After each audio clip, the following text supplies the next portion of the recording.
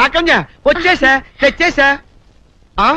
నాగేశ్వరం ఊదటం తప్ప ఇంకేమీ తెలియదు నీకు. పొయ్యి ఊదే కర్మ పట్టిందా? అక్కడ ఏంటి అలా రెచ్చిపోతున్నావు? నేను తెమ్మనవి తెచ్చావా లేదా? తెచ్చానండి బాబు. ఇదిగో ముక్క, ఇదిగో చుక్క. సారా నా చేతికిచ్చి నా కాడు తీసుకో. కాళ్ళేంటండి బాబు, మొత్తం అన్ని బిసికేస్తాను. మంగారు మా పెళ్లి ఎప్పుడు చేస్తారండి? అప్పుడేనా, ముందు నా కోరిక తెచ్చాలి కదా. చెప్పు మా క్షణంలో తీర్చేస్తాను. ఏముంటాయి, బల్లి బుర్రలో ఉన్న రసాన్ని 1 లీటర్ తాగాలని ఉంది. ఏంటి? ఎద్దు కన్ను, దున్నపోతు గుండె, గుర్రం నాలక ఇవన్నీ తీసుకొచ్చి శనికాల మీద వేసి రంగరించి ఉప్పు కారం జల్లి కటకముక్క మాంసం తీసుకొచ్చి దీంట్లో కలిపి ఉడికించి బటన్ అదేంటమ్మా తిమింగలం మాంసం, అదే తిమింగలం పాలతో చేసిన పాయసంతో కలిపి తింటా నా సామి రంగా. బాబు గారు అయ్యా, ఇదేం బాలేదయ్యా. ఏంటే నువ్వు అనేది? ఈ బుల్లోని మరీ అంత ఏపుతుండే ఏం బాలేదు. ఏంటే ఆయన చూసిన తర్వాత నీ మనసు దిల్కుష్ అయిపోయిందా? అవునయ్యా, ఆ బుల్లోని ఏడిపించింది చాలు గాని మా ఇద్దరికి ముడిట్టే. నీకు ఇష్టమైతే నాకే ఇష్టమే అమ్మడం. ఆ నువ్వు సంగతి మర్చిపోకు. ఆ నువ్వు నాకు కనివైన బేమలో ఉన్నాడు. నీ పెళ్లి అయ్యాక కొంతకాలం సంసారం అయ్యేదాకా అదే బేమలో ఉంచాలి, లేకపోతే నీ బతుకు అదిగో అలా బూడిద పోలు అయిపోతాయి. నాగకన్యా, ఓహోయ్ ఓహోయ్ ఓహోయ్, నా నాగకన్య నాకు దక్కించండి. మీ మేలు జన్మలో మర్చిపోను. ఇదిగా నా మేలు మర్చిపోయినా పర్వాలేదు గాని ఓ సంగతి మాత్రం మర్చిపోక. ఏంటండి? నా కూతురు పెళ్ళయ్యాక దానికి కంటమటగానో నీటి చొక్కన కారిందో కాట్లే పెట్ట కారణమనండి. శబాష్ శబాష్, అయితే నీ షాదీ రేపారా? నాకన్యా. అమ్మా, నాన్న గౌరీ బయటికి రండి. నా పెళ్ళాన్ని తెచ్చా. ఏంటమ్మా అలా తడిసిన చెక్కలా బిగుసిపోయారు? నేను ఇన్నాళ్ళు చెప్తూ వచ్చానే నా కోసం నాగసుందరం వెతుక్కుంటూ వస్తుందని. ఇదే ఫ్రెష్ గా బేతాళం నుంచి పాతాళం నుంచి వచ్చింది సర్పసుందరి. పెళ్లి చేసుకుని వచ్చా. నమస్కారం అత్తయ్య గారు. అమ్మా అమ్మా, ఇదేవతా నీకు టోపీ వేసిందిరా నాయన. ఏమండి ఏమండి, ఏంటి మిమ్మల్ని అనేది అంటుంది? అంటే నువ్వు నాకు టోపీలా ఉన్నావన్నమాట, అంటే కిరీటంలా ఉన్నావనన్నమాట.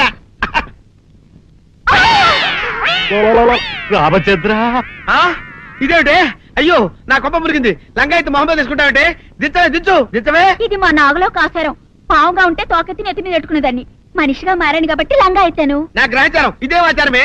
అవును, పెళ్ళయ్యాక మేము పరాయి మగాడి మొహం చూడకూడదు. చూస్తాయే సీపాడు పరాయి మగాడిని ఎట్టగండి చూసేది. సిగ్గు ఏమి సిగ్గే? నువ్వు లంగా అయితే మొహమ్మద్ వేసుకుంటే అమ్మో నేను చెప్పలేను దేవుడు. సిగ్గులేదా? చూసినట్టు నాకు తెలియదు కదా.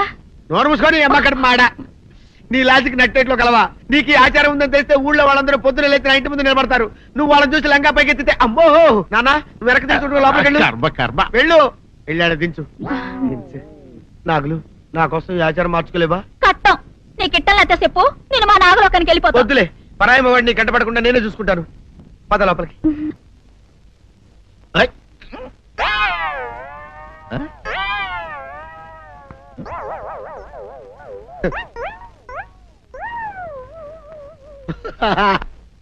అల్లుడు గారు, ఇదేంటండి ఎవరో చచ్చిపోయినట్టు దిగాలుగా కూర్చున్నారేంటండి? మావా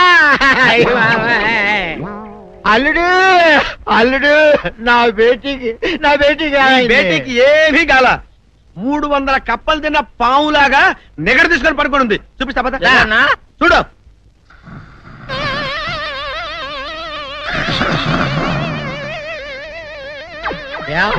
ఏమైంది? పొద్దున్నే 10 కోడిగుడ్లు 10 లీటర్లు పాలు తాగటం, తెల్లకిలా పడుకోవటం. మధ్యాహ్నం బండి అన్నం తింటాం, తెల్లకిలా పడుకోవటం. రాత్రి వరకు ఇదే పరిస్థితి. మధ్యలో కర్ర తీసుకుని కొట్టినా లేవదు. మా అమ్మ ఇంటి పని చేయదు, నా ఒంటి పని చేయదు. దీంతో చస్తున్నానంతే. ఓహో అంతే కదా, అర్థమైపోయింది, సంజైపోయింది. అల్లుడు నీ కష్టాన్ని సిటీలో తీర్చేస్తా. ఆమె ఉందా? బోల్డ్ ఎంత ఉంది? 3 సుక్కలు చాలు.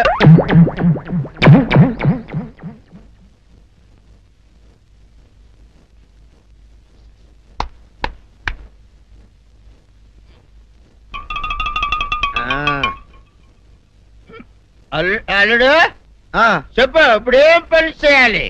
ఉదయం లేవగానే ఇల్లు వాకిలి చిమ్మి రంగవల్లులు దిద్దటం, ఇంట్లో వాళ్ళ బట్టలన్నీ ఉతకటం, వంట వార్పు చేయడం. అంతేనా? అంతే మామ, నీ మీసమదొచ్చు.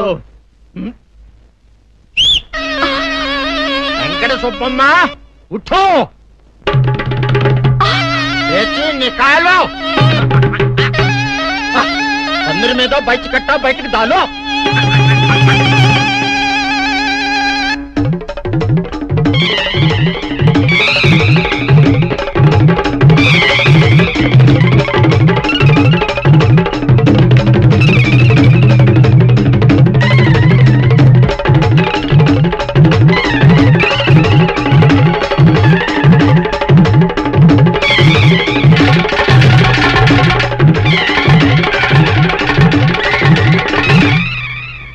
అచ్చా అచ్చా ఇప్పుడు బయటనా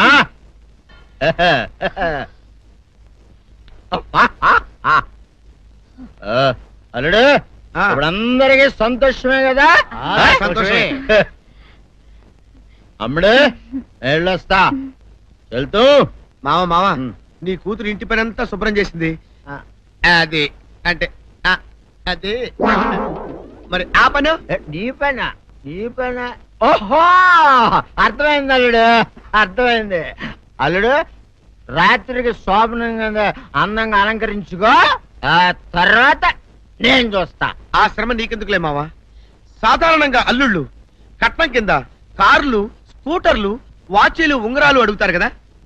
నేను నిన్ను ఇప్పుడేమైనా ఏమైనా అడిగానా మావా? ఏడాడాలా ఇప్పుడు చిన్న చిరుకాను కోరతాను, కాదనకుండా ఇస్తావా మావా? బిల్కుల్ తప్పకుండా ఇస్తావు కదా మావా? ఓ నా మాట కాదనగను మావా. అననా ఒట్టు ఒట్టా నీకు దండం పెడతా నీ డోలీ మావా. ఎందుకు? నిన్ను తీసుకొని వాయించి మీ అమ్మాయి చేత పని చేయించుకుంటా. ओहा ओहा क्या दिमाग है रे तुम्हारा बेटा बजाओ ले जाओ एक डोल अच्छा तरह बजाओ बजाता मावा तू जाओ तू जाओ जातू रे बजाता हूँ मावा सर्प सुंदरी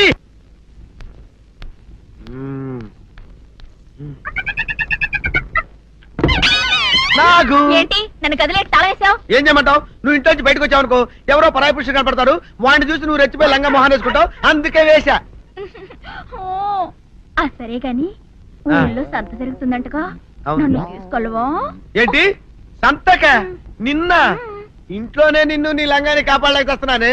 సంతలో కొన్ని వేల మంది పరాయి పురుషులు ఉంటారు, వాళ్ళందరినీ చూసి అన్ని వేల సార్లు నువ్వు లంగా తీసి మొహాన్ని వేసుకున్నావు అనుకో, నా బతుకు సంత అయిపోద్ది. అంటే నన్ను ఇలా 4 గోళ్ల మధ్య బంధించాలడా? నేను ఊరుకోను. ఊరుకోపోతే ఏం చేస్తావే? చస్తావా? ఊరేసుకొని చావు. నేనెందుకు చెప్తాను? ఏరే మంచోడు చూసుకుని లేకపోతాను. అమ్మో నీకు దండం పెడతానే, ఆ పని చేయకే. ఇప్పటికే అవమానంతో చచ్చిపోతున్నాను, ఆ పని చేసావంటే నేనే ఊరేసుకొని చేస్తాను. మరైతే నన్ను సంతకి తీసుకెళ్తావా?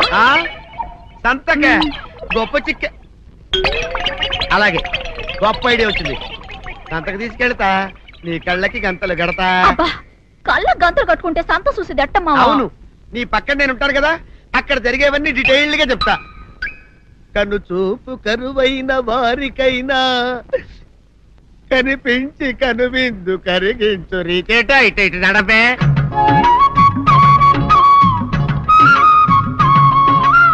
ఏంటండి మీ ఆవిడ హళ్ళకి హొత్తహత్యారు? ఏం చేయమంటావు నాయన? సంతలో ఇంతమందికి కళ్ళకి గంతలు కట్టలేను కదా. అసలు హొద్దెందు హత్తాలండి? ఇప్పుడు చెబితే దడుచుకొని చేస్తావు గాని తీరికి దొరికినప్పుడు ఇంటికి రా, డీటెయిల్డ్ గా చెప్తా. వంతలుగా హమ్మంతాలా హోల్ తెచ్చుకోమంటాలా? ఓరని అబ్బప్ప.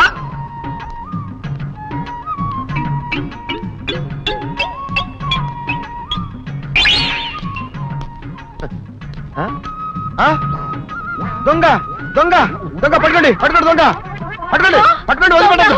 అయ్యో పరాయి పురుషులు. పట్టుకోండి పట్టుకోండి దొంగ దొంగ విధవా. దొంగ దొంగ నన్ను పట్టుకోవడం కదా. అక్కడ చూడు సూపర్ సీన్. తిరిగితే పారిపోదాం అనుకుంటున్నావా? ఏం జరుగుతుంది అక్కడ?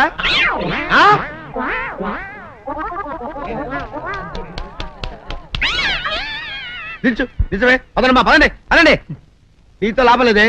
నీకున్న లంగాలు చీరలని తగలబెట్టించేసి నీ చేత జీన్ ప్యాంట్ వేస్తే కానీ నాకు మనశ్శాంతి ఉండదు. అదా అదా అదా అదవే.